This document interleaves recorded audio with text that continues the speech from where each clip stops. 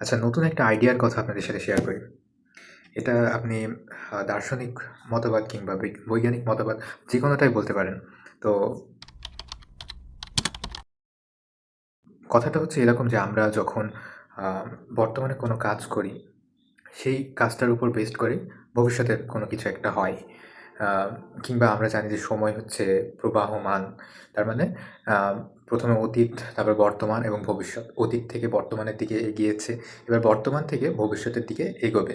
তো এরকম একটা সময়ের ফ্লো বা সময়ের প্রবাহ যেটা আমরা সবাই ধারণা করি কিংবা আইডিয়া করি। কিন্তু আমি যদি এর বিপরীত আইডিয়াটা বলি, তাহলে ঠিক কেমন হয়? অর্থাৎ এই যে আইডিয়াটা যে প্রবাহমান, এটা হচ্ছে ক্লাসিক্যাল ফিজিক্সের একটা থিওরি যে সময় সামনের দিকে অগ্রসর। অর্থাৎ আ আ অতীত, তারপরে বর্তমান এবং সামনের দিকে ভবিষ্যৎ। তাহলে আমরা যদি বলি যে সময়টা এটার সম্পূর্ণ বিপরীত। অর্থাৎ ভবিষ্যতে কোনো একটা ঘটনা ঘটবে, ভবিষ্যতে কোনো কিছু একটা হবে, তার জন্য বর্তমানে যাবতীয় সকল ঘটনা ঘটছে। বর্তমানে আমরা যা করছি, যেভাবে করছি, আমাদের সাথে যা ঘটছে কিংবা আ আমাদের সাথে কারোর দেখা হচ্ছে, আমরা কোথাও যাচ্ছি, আমাদের সাথে কিছু একটা হচ্ছে। এই সকল বিষয় ভবিষ্যতে কোনো একটা ঘটনা ঘটার জন্য সবকিছু হচ্ছে। অর্থাৎ ভবিষ্যতের ওই আ ঘটনাটা অবশ্যই ঘটবে। ওইটার প্রেক্ষিতে বর্তমানের এই কাজগুলো হচ্ছে। এটা যদি সায়েন্সের ভাবে আমি বিশ্লেষণ করতে চাই, তাহলে এটা কোয়ান্টাম ফিজিক্সের একটা থিওরি। কোয়ান্টাম ফিজিক্সের একটা থিওরি যেটাকে বলা হয় হচ্ছে আ রেট্রো কজালিটি। যেটাকে বলা হয় রেট্রো কজালিটি।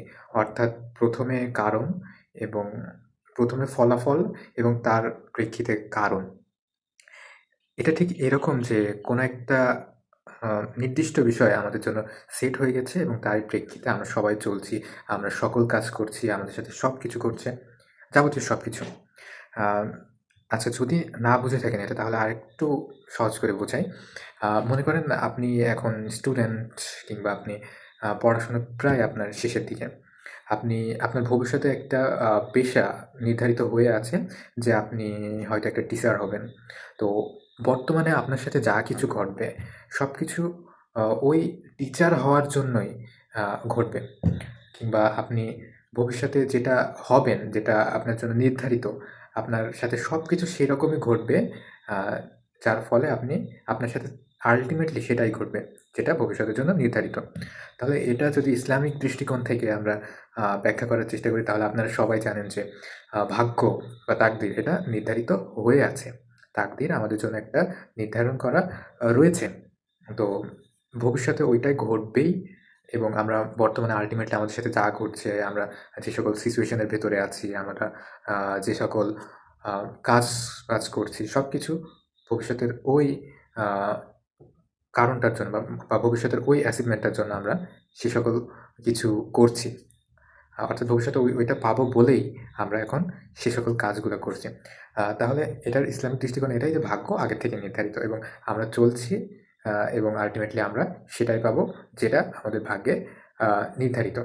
তাহলে আর এটার যদি দার্শনিক পয়েন্ট অফ ভিউ থেকে ব্যাখ্যা করি, তাহলে এটা এরকম দাঁড়ায় যে আমরা আ ভবিষ্যতের কোনো চিন্তা করে, অর্থাৎ আমরা ভবিষ্যতে কোনো কিছু হতে চাই বা ভবিষ্যতে আমরা কোনো কিছু অ্যাচিভ করতে চাই, সেটার চিন্তা করে আমাদের বর্তমানটাকে আ আমরা চালাই কিংবা পরিচালিত করি। অর্থাৎ ভবিষ্যতে আমি যদি কোনো কিছু একটা হতে চাই, কোনো কিছু একটা অ্যাচিভ করতে চাই, আমাদের চিন্তাভাবনা থাকে ভবিষ্যতের জন্য কোনো কিছু করার, তাহলে আমরা সেই অনুযায়ী আমাদের মেন্টালিটিটাকে সেট করি এবং আমরা সেই অনুযায়ী আ অটোমেটিক্যালি চলি। যেভাবে আমরা আমাদের মেন্টালিটিটাকে গ্রো করি এবং ঠিক সেইভাবে অটোমেটিক্যালি আমরা বর্তমানে চলি এবং আমাদের আচার-আচরণ, আমাদের সবকিছু আ সেইটা পাওয়ার জন্য সেটা পাওয়ার জন্য সবকিছু আল্টিমেটলি যা লাগে সবকিছু আমরা করি। তাহলে আ এটার সারাংশ এটাই যে আমরা যদি দার্শনিক পয়েন্ট অফ ভিউ থেকে ব্যাখ্যা করি, তাহলে ভবিষ্যতের কোনো কিছু একটা চিন্তা করে, অর্থাৎ ভবিষ্যতে আমরা কোনো কিছু একটা প্ল্যান করলাম। ভবিষ্যতে কোনো কিছু অ্যাচিভ করার জন্য ইচ্ছা করলাম, উইশ করলাম যে ভবিষ্যতে আমি এটা করব, এটা হবে, একটা ড্রিম বা একটা স্বপ্ন দেখলাম। তাহলে আমাদের মাইন্ডসেটটাও ঠিক সেরকম হবে। অর্থাৎ আমরা সবকিছু ভাববো সেভাবে, আমরা সবকিছু চিন্তা করব সেভাবে, আমাদের মাইন্ডসেটটা গ্রো হবে সেভাবে এবং এরই ফলে আমরা আল্টিমেটলি আমাদের লক্ষ্য বা আমাদের গোল কিংবা আমাদের ফিউচার প্ল্যান এটার দিকে অটোমেটিক্যালি এগিয়ে যাব এবং সকল চিন্তাভাবনা থাকবে সেই ফিউচার প্ল্যানকে কেন্দ্র করে। তাহলে আমাদের বর্তমান এবং ফিউচার এটার সম্পর্কে কিছু আইডিয়া বা কিছু নলেজ, যেটাকে আমরা প্রথমত একটা সায়েন্টিফিক্যালি ওয়েতে চিন্তা করলাম, একটা ইসলামিক ওয়েতে চিন্তা করলাম এবং দার্শনিক ওয়েতে চিন্তা করলাম। তো সবগুলোই লজিক্যালি আমার কাছে সবগুলোই ঠিক বলে মনে হয়। তবে এটা একটু ম্যাজিক্যাল মতো লাগে যে ভবিষ্যতে কোনো একটা ঘটনা অলরেডি নির্ধারিত হয়ে আছে। ভবিষ্যতে কোনো একটা ঘটনা অলরেডি নির্ধারিত হয়ে আছে এবং তারই প্রেক্ষিতে আমরা সবকিছু করছি। অর্থাৎ সায়েন্টিফিক্যাল ল্যাঙ্গুয়েজে এটা বলা যাবে আগে ইফেক্ট তারপরে কজ।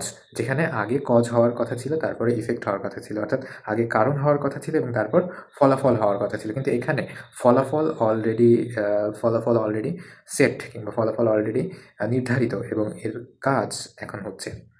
তো এটা বললাম যে ইসলামিক দৃষ্টিতেও ঠিক একই কথা বলে যে আমাদের ভাগ্য নির্ধারিত এবং আমরা যা করছি সবকিছু ওইটার জন্য করছি। অর্থাৎ যেই ভাগ্যটা আমাদের জন্য নির্ধারিত।